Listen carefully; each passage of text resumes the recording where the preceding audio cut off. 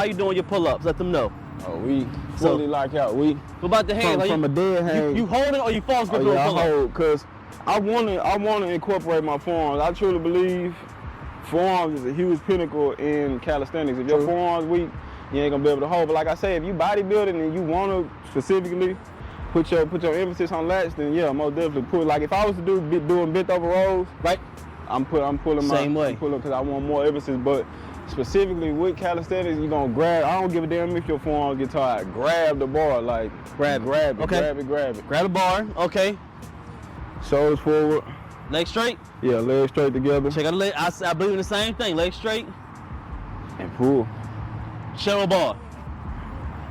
Lock up at the top. So did you do this just for the video, or would you actually pause like at the bottom all the time? Oh yeah, I try to from a dead hang. Okay. Like that's in competition. That's what they'll call it, is from a dead hang. Usually, somebody will be on the side of you tapping you. Okay. Just to let you know that you fully locked out. Like you want that elbow to lock out. Yeah. Okay. All right. So locking out legs. Okay. Now all up. I like how you're doing the pull-up. So this is definitely very similar to a guy that's doing a lot of competitions. Perfect form, legs straight, locking out all the way at the bottom, pulling all the way towards your chin. And if you guys pay attention, what he said, there's two different ways, and there's not a one way to do these pull-ups. It depends on, like he said earlier in the podcast, it's about your goals. If you strictly want to get out here and try to build some muscle, then of course you could probably do the thumbs over and then not lock out so you can keep the tension on the lats. And then you still build muscle with the competition weight too. It's just that there's rules to it and it looks cleaner for you to go all the way down and all the way up. So I guess, like you said, it depends on what you're going for. And it translates more. Like whenever you do plan on doing static movements or which is like handstands, planches, all that shit, that fully lockout is gonna help you further on in your calisthenic journey. It will. Muscle ups, like being able to start at the bottom, being able to pull to the top, it helps you along your journey a long way. Even with the dips, like. So the dips, I gotta see the dips too. So the dips. So I try to go. Legs straight the same way again? Yeah. Okay. And I try to go, like a lot of people, I still haven't found the correct way to do a dip. You got some people that say lean your chest forward. You got some people that I just go as deep as you can, at the least a 90. Yeah. And drop back to the top. Look good to me. What's the difference? I mean, it just, when I teach my clients is if you lean a little bit forward, of course you get more chest, and if you stand straight up, you get a little bit more triceps. But when you do both of them, you're gonna hit both of them. There's no way you're not gonna hit your shoulders. Inevitably. There's no way you're not gonna hit your lower chest and hit your triceps. It's just you can try to emphasize one over the other, but you can't eliminate it. It's impossible for you to eliminate it. And I tell people that, well, like with benching, like whenever I bench, it's not more so of a chest exercise to me. It's a compound movement, so I'm thinking of my shoulders, my triceps, my chest, incorporating all that into it. So when it comes to bench pressing, do you ever, I would say, want to work out one over the other? As in, they got a decline, decline, the flat, and then the incline. Do you hit all three, or it doesn't really matter to you on the bench press? I do flat, but if somebody was trying to build their chest up, I would suggest doing incline. But you a smart Negro, man. Listen, man, you smart, man. Yeah, I would suggest doing, if you want to build your chest up, go incline. But see, I've been strictly for power. Like I truly believe your bench is your pinnacle of your upper body strength. Like if you got a strong bench, there's no way you don't got strong triceps, strong shoulders, strong chest. Facts. So like I said, I don't do it for. So you do incline mostly? No, I don't. I need to start doing it. See, I don't lift weights as far as with bodybuilding. Yeah. So if I bench, I'm a bench for strength. Like I'm trying to just dog some shit. Yeah, I want to dog some shit. So I'm. Just in case somebody get up on you, get off. And like I say, that's the pinnacle of you. So if you got a strong bench, there's no way from your chest up isn't strong. A strong bench is even a squat. If you got a strong squat, it's the pinnacle of. Facts. That's very true. I think the core, if you do get into bodybuilding, it would have to be, I would say, some sort of bench. Yeah. The compound movements, we're going to have bench, what's the core you got? Bench, shoulder press, squat, Probably deadlift, even though but I truly believe deadlifting is like, that's just raw strength. I don't believe in it. I don't either, but it's a it's a compound movement. So it is. Like, it's the Olympic, they got 5, what is it, bench?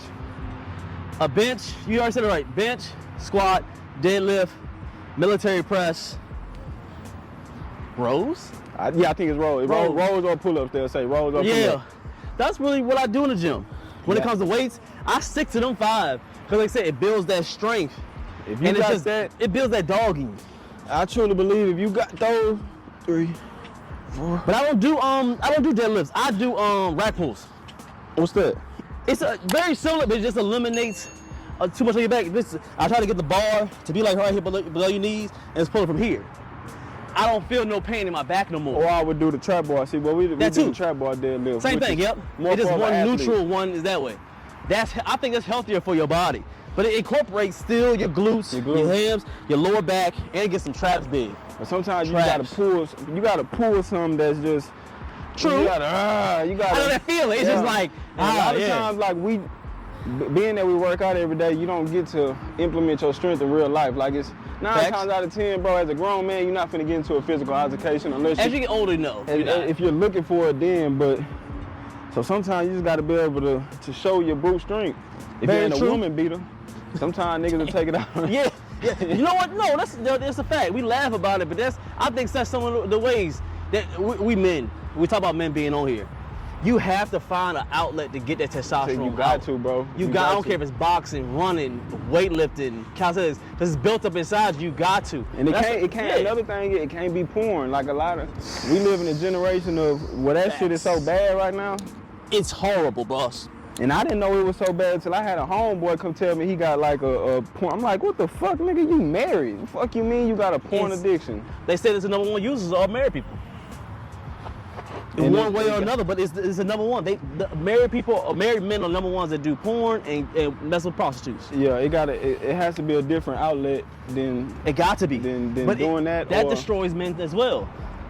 And you're imagining and getting off on another man's success. You don't go out and get your own success. It's not the fact that you got to go out and get your own, get some own pussy on your own, but it's the fact that you're not using that energy for something productive. Yeah. Or you don't know how to control it. Like, even if your mind is on some horny shit, like, as a man, you got to be able to tell yourself, why am I horny? There's no reason to be. None. I mean, it's always a double-edged sword to that, because we men, and we gonna be horny at some times, but it's the fact what you do with that sensation. They would call it, or I would call it, is like, it's just a layer of dopamine. Yeah.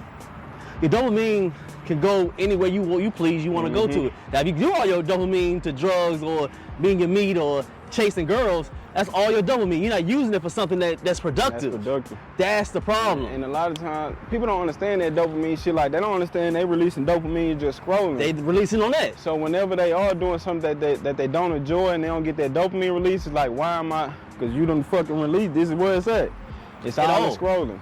At all. And that goes right into why they out of shape, why they not doing what they need to do, why they not building businesses or making money. Or lethargic. No energy, lethargic. Especially once you watch that porn and you release, like, it's nothing that you want to do for the rest of the day. And then if you want to go sleep, you just don't want to do nothing. And then if you realize you're doing something wrong, you get the guilt tripping, you sitting there wondering, why the fuck am I doing this? Facts. It comes with a lot. I just feel like going to the gym and lifting heavy weights some days is a good way to release. It releases it. That's all that pent up energy. Back to what I said, you have to find a way to get that testosterone out. You got to get that urge out. I mean, I even got to a point where if I don't get it out, bro, not that I want to fight people, I just have this, like, I want to, like, just shove something. You're aggressive. I got to get it out. So I started boxing, doing burpees, or just going to the gym, something like that, just to get it out. Boxing is real good. I like boxing. I'm not no boxer. I don't want y'all going to comments saying they G-rated box. I'm not that. I do it just to be able to get the cardio out and just to throw them. We're in Texas. It's open carry. Yeah. We're talking about some goddamn boxing. You rarely gonna find somebody at our age that just wanna be like, all right, we're gonna fight. And that'd be another thing I be saying, dude, why are you training so hard to, I'm ready for war? No, the fuck you not, nigga. If you was ready for war, you'll go sign up for the army. Oh, like dudes that work out. Like just in regular day life, like they walking around. And I'd have been through some shit to realize, like, I could easily say I'm training. I'm training for war. But like I say, 9 times out of 10, as you get older, bro, as a grown man, you're not getting into a physical altercation. No, that's so rare. I mean, only way I could think I would ever get into my next altercation unless it was just so wild that I had a family and somebody just go up and slap my daughter or something like that. And I